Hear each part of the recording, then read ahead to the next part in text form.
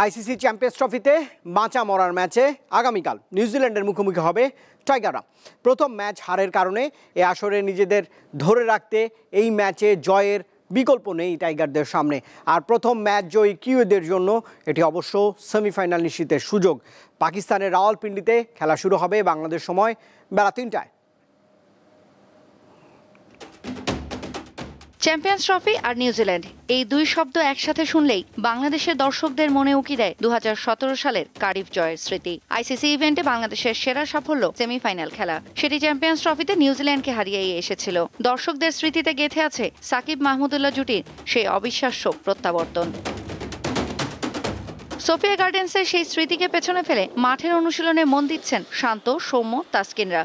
দুবাইয়ে ভারতের বিপক্ষে হারকে সঙ্গী করে শুক্রবার রাওয়ালপিন্ডি পৌঁছায় বাংলাদেশ দল। শনিবারই মাঠে নেমে গেছেন টাইগাররা। তবে নিউজিল্যান্ডের বিপক্ষে একাধিক পরিবর্তন আসতে পারে হেড কোচ ফিল সিমন্সের শিষ্যদের দলে। চোট কাটিয়ে একাদশে ফিরছেন মাহমুদুল্লাহ। তাতে আগের ম্যাচে অবিশ্বাস্য এক গল্প লেখার সুবাদে রক্ষা পাচ্ছেন জাকের আলী। আর পুরো ক্যারিয়ারে প্রথমবারের মতো বাদ পড়তে পারেন মুশফিকুর রহিম। সেই সাথে পেস বিভাগে কাটার মাস্টার মুস্তাফিজের পরিবর্তে দলে ফিরতে পারেন নাহিদ রানা। পরিবর্তন আসতে পারে উদ্বোধনী জুটিতেও। এদিকে চোটে পড়া অলরাউন্ডার রচিন রবীন্দ্রকে এই ম্যাচেও পাচ্ছে না কিবিরা। বাংলাদেশের জন্য এটি সুসংবাদ হলেও তার দলের জন্য নিঃসন্দেহে বড় দুশ্চিন্তা। তবে প্রথম ম্যাচে পাকিস্তানকে হেসে খেলে হারানো কিবিরা উইনিং কম্বিনেশন ভাঙতে না চাওয়ারই কথা। এই ফরম্যাটে দু দলের ৪৫ বারের দেখায় ১১ বার জিতেছে বাংলাদেশ। তবে ২০১৭ চ্যাম্পিয়ন্স ট্রফির সেই ম্যাচের পর নিউজিল্যান্ডের বিপক্ষে বাংলাদেশের প্রতিটি জয়ই এসেছে বিদেশের মাটিতে। তৌসিয়া ইসলাম, দীপ্ত স্পোর্টস। দর্শক, খবরেই জানছিলেন পাকিস্তানের রাওয়ালপিন্ডিতে আগামীকাল বাংলাদেশের বিপক্ষে লড়বে নিউজিল্যান্ড। তাসকিন, মুস্তাফিজ, শান্তদের মোকাবেলা করার জন্য এই মুহূর্তে রাওয়ালপিন্ডি স্টেডিয়ামে অনুশীলনে ব্যস্ত রয়েছে কিউরা। সেখানেই আছেন সহকর্মী মোহাম্মদ হাসিব। সরাসরি পাকিস্তানের রাওয়ালপিন্ডি থেকে তিনি আমার সঙ্গে যোগ দিচ্ছেন। হাসিব, স্বাগত জানাচ্ছি। আপনার কাছে একটু জানতে চাই যে দুবাইয়ে আসলে ভালো স্মৃতি নেই বাংলাদেশের, তারপরে পাকিস্তানে গিয়েছে এবং কালকে কিন্তু ডু অর ডাই ম্যাচ। সেই লক্ষ্যে পাকিস্তান দলের টিম এই পাকিস্তানে পৌঁছানোর পর বাংলাদেশ দলের টিম কম্বিনেশন কেমন হবে? আর এখন তো কিউরা ব্যস্ত রয়েছে অনুশীলনে। বাংলাদেশ দল কখন নাগাদ অনুশীলন করতে পারে? হাসিব, যে তথ্যগুলো আছে একটু জানাবেন।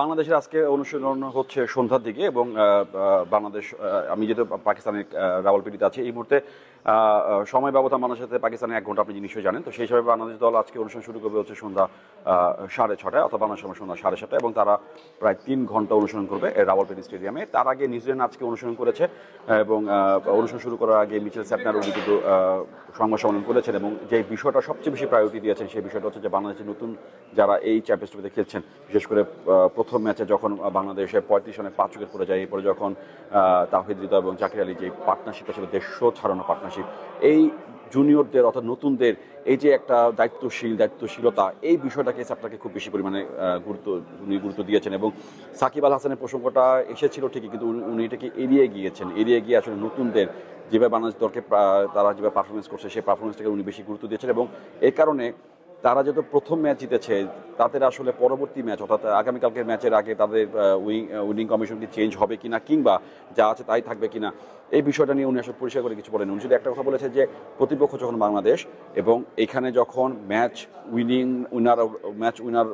উইনিংয়ের মতো প্লেয়ার রয়েছে, ম্যাচ উইনার রয়েছে, এখানে যেহেতু ভঙ্গুর অবস্থা থেকে দলকে টেনে তোলার মতো প্লেয়ার রয়েছে, এই ধরনের টিমের এগেনস্ট থেকে আসলে কোনো সাকিব আল হাসান থাকা না থাকার কোনো বিষয় না। বিষয়টা হচ্ছে যে যারা খেলছেন, যারা দায়িত্ব নিচ্ছেন, যারা মাঠে পারফরমেন্স করবেন, তাদের পারফরমেন্সটা কেমন, এবং সেইটাকে গুরুত্ব দিয়ে উনি আসলে সবসময় কিন্তু পুরো প্রেস কনফারেন্সে কিন্তু উনি আসলে বাংলাদেশের নতুন যে পারফরমেন্সটা রয়েছে বা যারা পারফরমেন্স করেছেন ভারতের এগেনস্টে বা বিগত কয়েকটা সিরিজে কিংবা লাস্ট ওয়ানগুলোতে, তাদের আসলে উনি বেশি গুরুত্ব দিয়েছেন। এবং একটা বিষয় সবচেয়ে বেশি গুরুত্বপূর্ণ, সেটা হচ্ছে যে বাংলাদেশের কিন্তু আসলে বাঁচা মরার লড়াই, বাংলাদেশকে যদি কালকে জিতে যায় তাহলে টুর্নামেন্টে তারা টিকে থাকবে, আর যদি হেরে যায় তাহলে টুর্নামেন্ট থেকে কাগজে কলমে তাদের বিদায়। এবং শেষ ম্যাচ পাকিস্তানের এগেনস্টে ২৭ তারিখ এই রাওয়ালপিন্ডিতে, সেই ম্যাচে আসলে কাগজে কলমের একটা দায়িত্ব, একটা আনুষ্ঠানিকতা থাকবে। সেই ম্যাচে আসলে মানুষের প্রাপ্তি অপ্রাপ্তি কী বা হবে, যদি কিনা জিতে বা আর হেরে গেলে তো কোনো কথাই নেই, টুর্নামেন্ট থেকে বিদায় নিচ্ছে। তো সব কিছু মিলে আসলে বাংলাদেশ দলের পারফরমেন্স, বাংলাদেশ দলের ক্রিকেটারদের যারা দায়িত্ব নিয়ে এখন খেলছেন, যারা এখন স্কোয়াডে খেলছেন, তাদের বিষয়টা বলেছেন। এবং প্রথম ম্যাচে যেহেতু নাহিদ রানা খেলেন নাই, তার পরবর্তী ম্যাচে খেলার সম্ভাবনা রয়েছে, যেটা হয়তো আমরা সন্ধ্যার দিকে যে সংবাদ সম্মেলন হবে সেই সংবাদ সম্মেলন আমরা স্পষ্টভাবে জানতে পারবো। বাট তার আগে আমার ধারণা করছে যে নাহিদ রানাকে ডেফিনেটলি খেলানো হবে। অভিজ্ঞ মাহমুদুল্লাহ রিয়াদ আগের ম্যাচ খেলেন, এই ম্যাচে ডেফিনেটলি তাকে খেলানোর একটা সুযোগ থাকবে এবং খেলবেনও তিনি, যেহেতু বাংলাদেশের বাঁচা মারা লড়াই। তো এরকম দুটা ভাইটাল প্লেয়ার, বিশেষ করে নাহিদ রানা মতো পেসার এবং মাহমুদুল্লাহ রিয়াদের মতো একটা অভিজ্ঞ ব্যাটার যখন বাংলাদেশের স্কোয়াডে কাম ব্যাক করবেন, সেটা কিন্তু প্রতিপক্ষ শুধু নিউজিল্যান্ড না, যে কোনো দলের জন্য একটা বড় রকমের চাপের এবং একটা চিন্তার বিষয়। এবং সেইটা কিন্তু মিচেল স্ট্যাটনার কিন্তু বারবার বলেছেন। আমরা প্রায় 4 থেকে 5টা উনি প্রশ্ন নিয়েছেন, খুব 10-12 মিনিটের একটা সংবাদ সম্মেলন হয়েছে, ঘুরে ফিরে কিন্তু এই বিষয়গুলো এসেছে। এবং এই উইকেট দেখেন, বাংলাদেশের যে আমাদের সাবকন্টিনেন্টের যে উইকেট, পাকিস্তান রাওয়ালপিন্ডির উইকেট অলমোস্ট সেম, সেখানে হয়তো বা তাদের একটা চাপ থাকতে পারে, কিন্তু তারা কিন্তু আসলে উইকেট নিয়ে কোনো কথাই বলে না। তাদের কথা হচ্ছে যে প্রতিপক্ষটা হচ্ছে বাংলাদেশের এবং পারফরমেন্স, সেটা হচ্ছে ওদের জন্য অনেক বড় একটা বিষয়। রুবায়েত।